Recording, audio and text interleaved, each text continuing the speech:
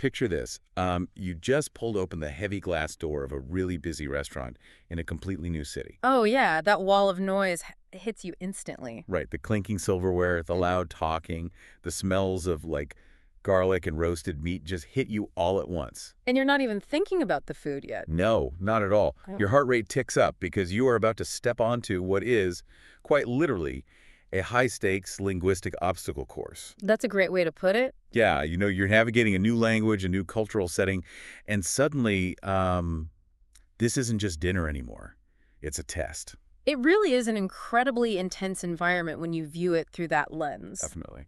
A restaurant is a highly structured, almost choreographed social space, you know? And if you don't know the steps to the dance, well, the sensory input combined with the pressure to communicate. It can be totally paralyzing. Exactly. Completely paralyzing. And that is exactly the pressure we are relieving today. So welcome to the D-Dive. Glad to be here. Today, we've gathered some really fantastic insights on restaurant etiquette and dialogue.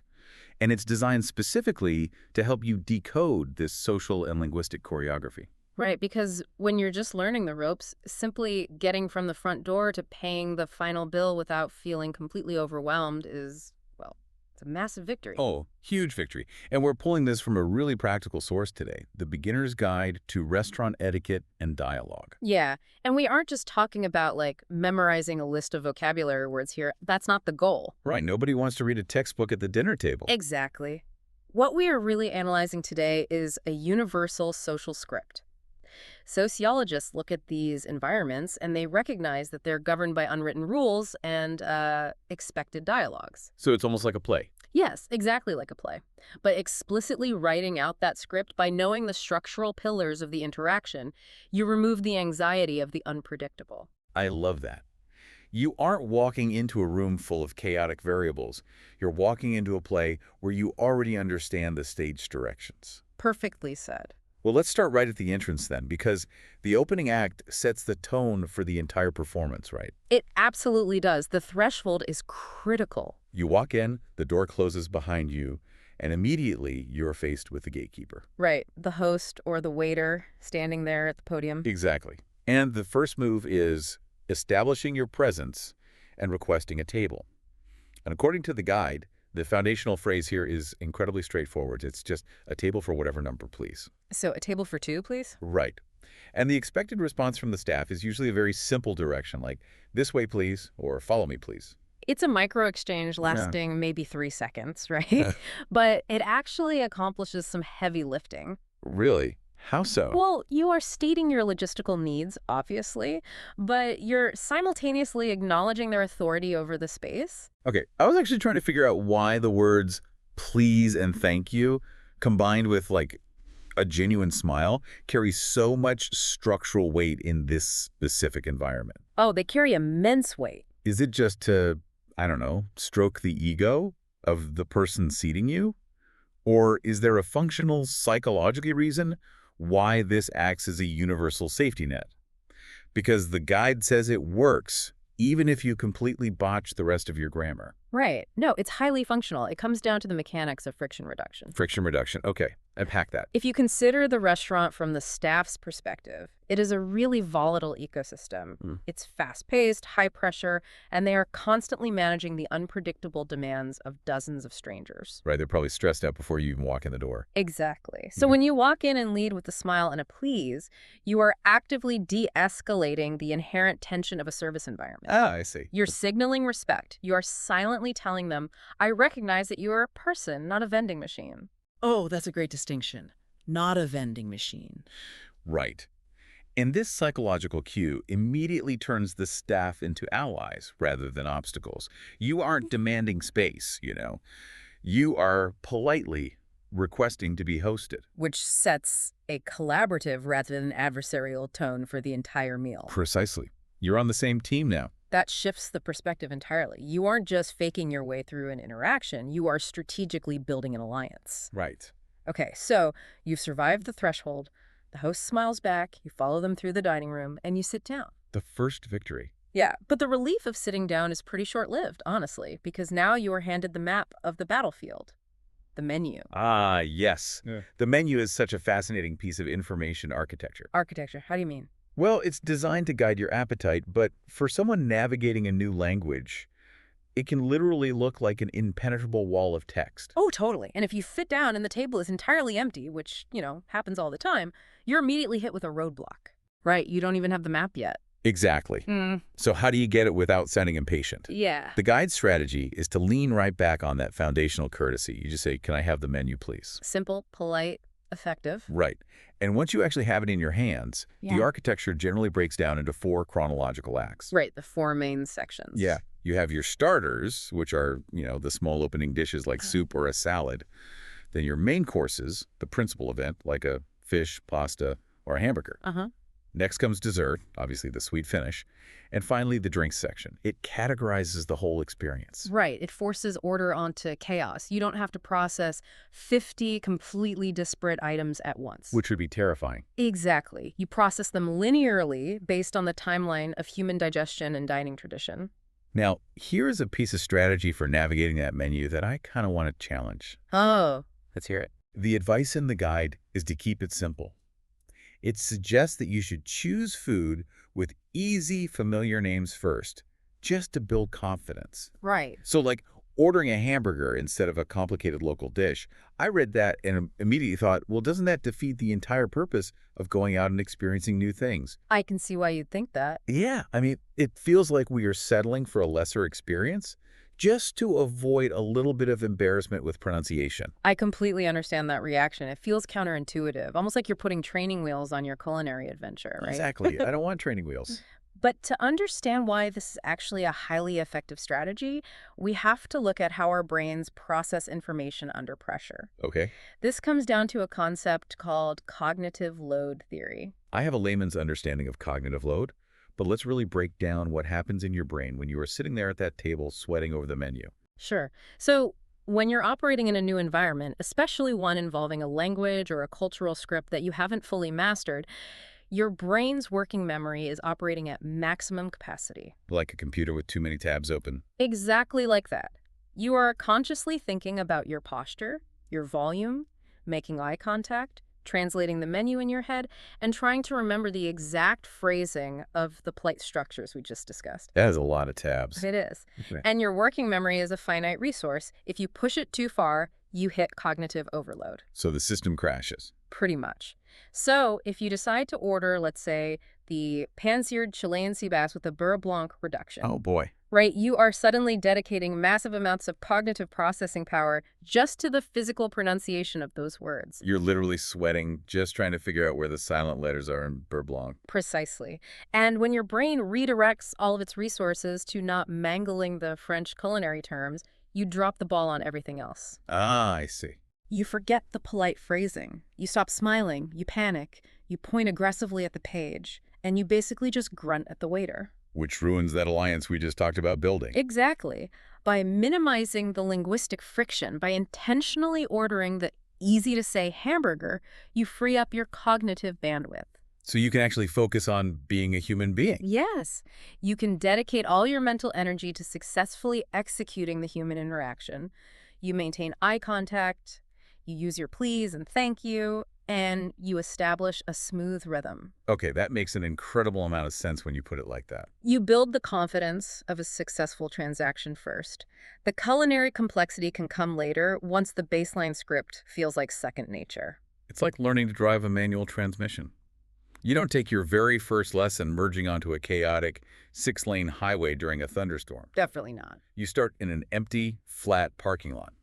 The hamburger is the empty parking lot. I love that analogy. It allows you to practice the actual mechanics of the communication vehicle without the terror of a high-speed crash. That is the perfect way to look at it. You are mastering the vehicle first, so that later, you can drive it anywhere you want. All right, but freeing up that brain power brings us to the actual moment of confrontation. The order. Yeah, you've studied the map, you've picked the hamburger, and you've managed your cognitive load.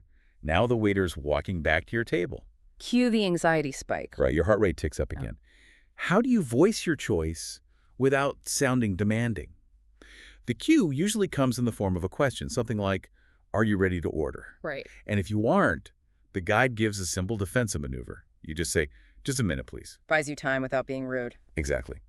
But if you are ready, we hit what might be the most crucial linguistic distinction of the entire meal. Yes, this is a big one. You use I would like the or I'll have the instead of saying I want. This is a profound distinction in English etiquette.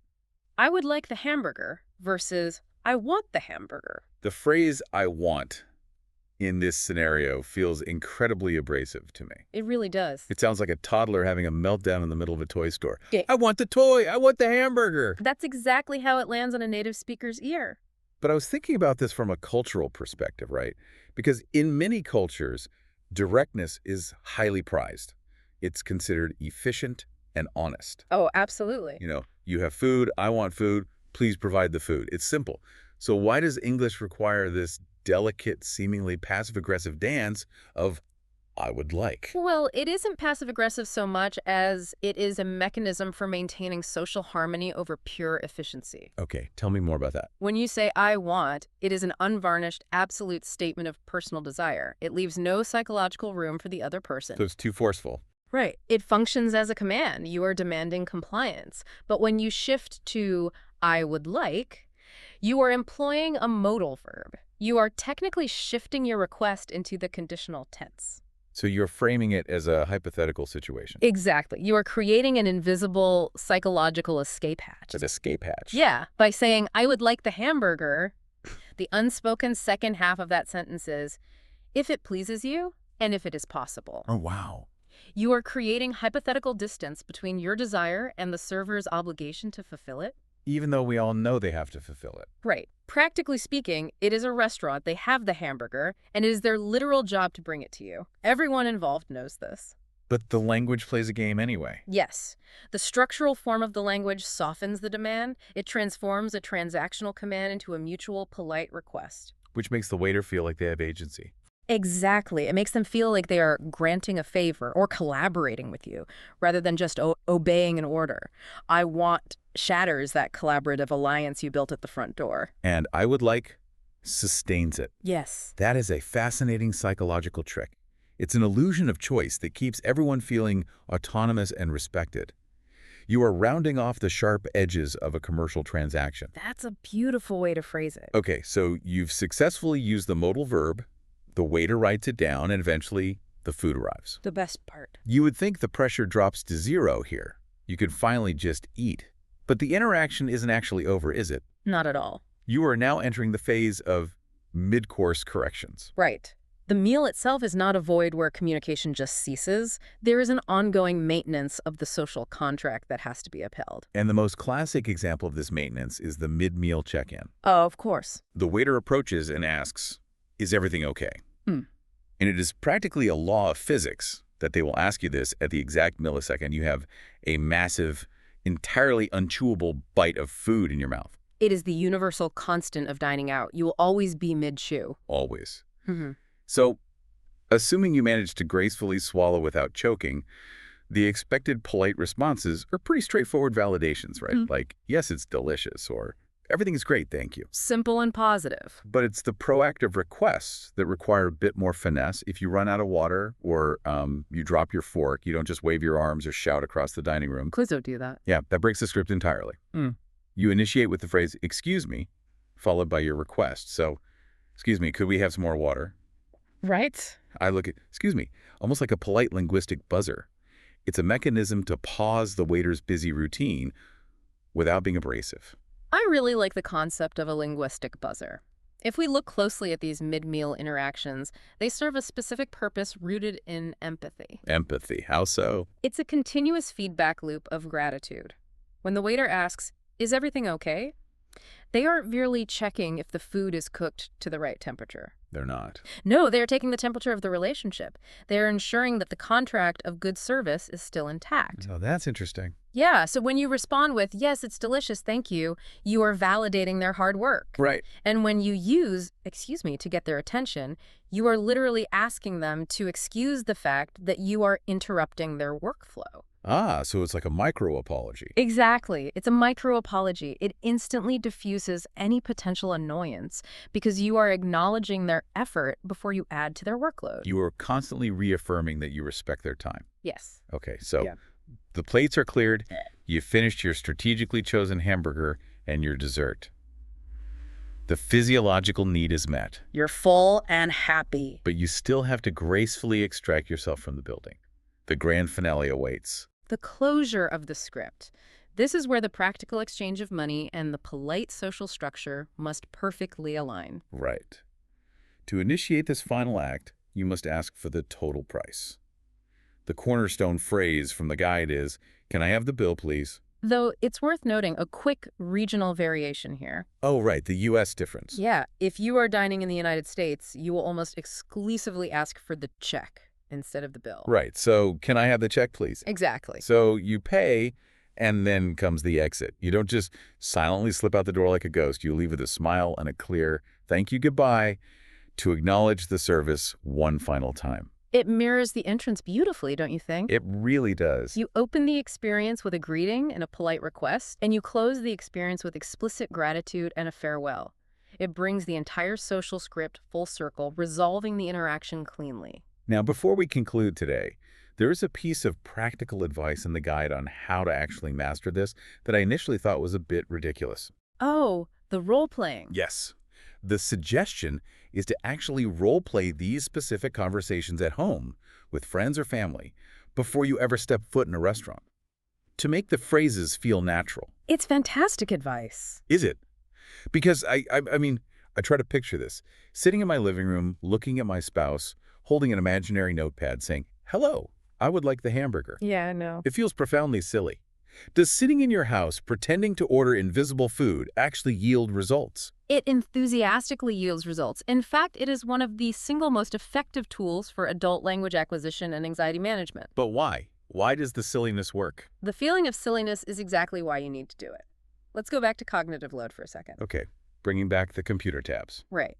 Reading a phrase like, "I would like the bill, please," silently on a screen, uses a very specific, limited part of your brain. It is abstract theory. You just recognize the words. Exactly. But when you stand up and role play, you engage entirely different neurological pathways. Oh, because you have to actually perform it. Yes. You are engaging your vocal cords, you are managing your breath, you are reading the body language of the person you are practicing with, you are physically moving the knowledge from abstract theory into actual muscle memory. I see. Let's actually demonstrate this for a second right here. Oh, sure. Let's do it. If I'm the nervous diner and you are the waiter approaching the table, go ahead. Certainly. Good evening. Are you ready to order? Yes. Wait, no. I would like the hamburger, please. See? Right there. Yeah, even just doing it in a studio, you feel the instinct to revert to the easier "I want," and you have to consciously course correct. Exactly. And that tiny stumble, that moment where you had to course correct, is precisely what you want to happen in your living room, not in the restaurant. So you fail safely. Yes. Yes. In neuroscience, there is a saying, neurons that fire together wire together. Okay, what does that mean in this context? When you are in the actual restaurant, the lights are dim, it's noisy, the waiter suddenly appears and asks for your order.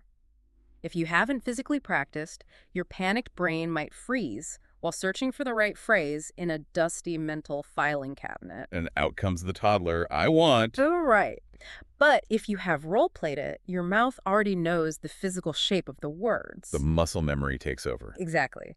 The physical act of saying "I would like" has been practiced so many times that it bypasses the panicked part of your brain. It flows out automatically. It is essentially exposure therapy for social anxiety. That is a phenomenal way to look at it. You are rewiring your nervous system in a safe environment so it performs smoothly under pressure. That's the whole point of the guide. Well, let's trace the arc of what we've uncovered today. We started by reframing the restaurant not just as a place to eat, but as a linguistic stage with a predictable script. Right. We walked through the threshold, discovering that a simple please and a smile acts as a friction reducer that instantly turns the stressed out staff into allies. A crucial first step. Then we decoded the architecture of the menu, learning that managing our cognitive load by ordering simple items like our trusty hamburger is a brilliant strategy for maintaining our social grace. Mastering the vehicle first. Exactly. We unpacked the invisible escape hatch of the phrase "I would like" and how it softens demands and maintains harmony. We managed the mid-meal check-ins using our polite linguistic buzzer. Excuse me. The micro apology. And finally, we close the loop by asking for the check, leaving with gratitude and understanding that practicing these lines out loud is the ultimate key to confidence. And every single step of that journey is underpinned by the absolute functional superpower of basic politeness. It really is. But, it leaves me with one final, slightly provocative thought to chew on. Oh, what's that? We spent this entire time talking about mastering this specific, polite English script to ensure social harmony. Right. But what happens when scripts clash? What happens when you take your perfectly polished, highly polite, "I would like the hamburger, please," to a busy street food vendor in a completely different culture? A culture that maybe values aggressive, rapid-fire directness. Suddenly, your polite script might be read as overly formal, slow, or even sarcastic. That is a very real possibility. It makes you realize that politeness isn't necessarily a universal truth. It's a localized game. And the ultimate level of fluency isn't just knowing your lines perfectly, but knowing which play you're actually starring in. That's a complex idea to wrestle with. Context really is everything. It absolutely is. Well, thank you for joining us on this deep dive. I hope you take these tools, head out into the world, and test your news scripts. Step onto that stage, look the waiter in the eye, and confidently ask to be hosted. We'll catch you next time.